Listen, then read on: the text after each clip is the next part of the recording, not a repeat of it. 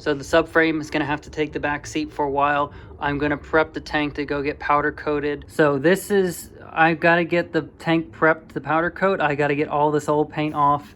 If I've started grinding it with a paint removal brush, you can kind of see the different layers. White being house paint. There was some green. I'm thinking that was the primer.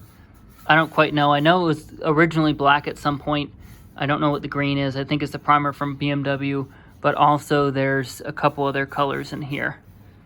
You can see there's some more green. A very thin layer of green underneath this, the white.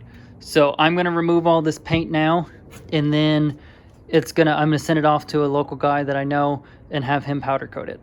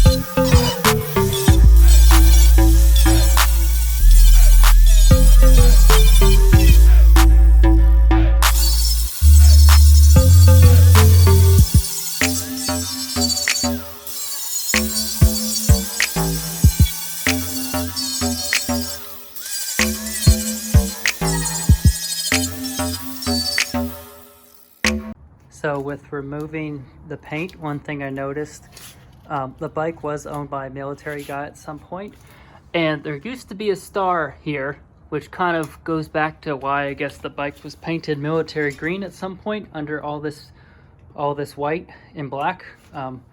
The frame was green, like everything was green at some point.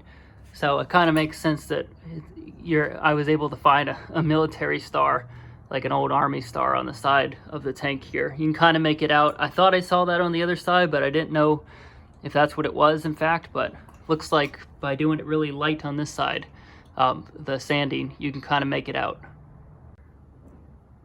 The tank's pretty well sanded.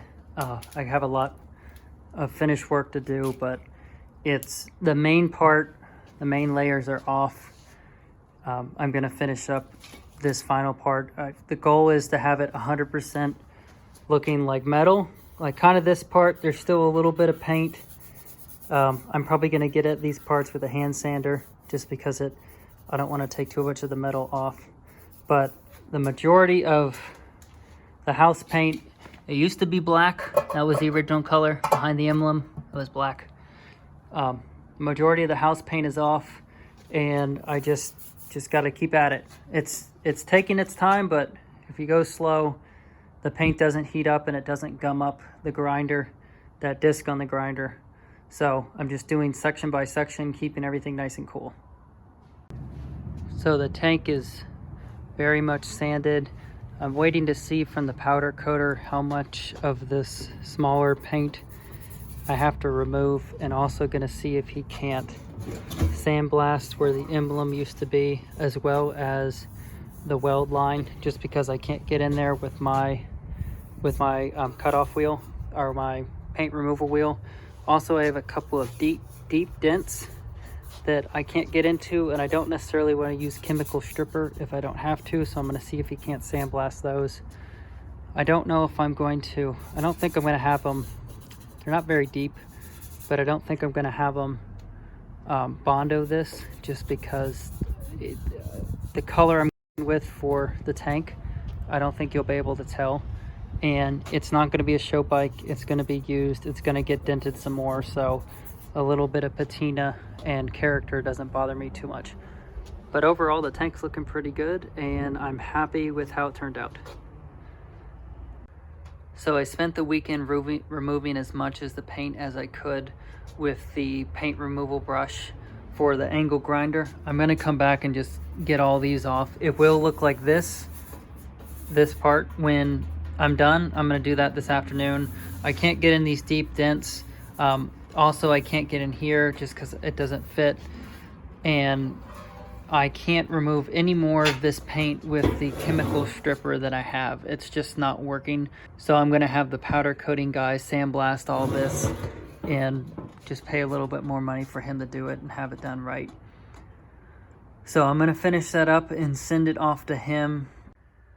So in the next video, I'm gonna get back to the seat frame and the handlebar controls, and then also the wiring that had to go with that, getting the headlight back in and that kind of stuff. So stay tuned.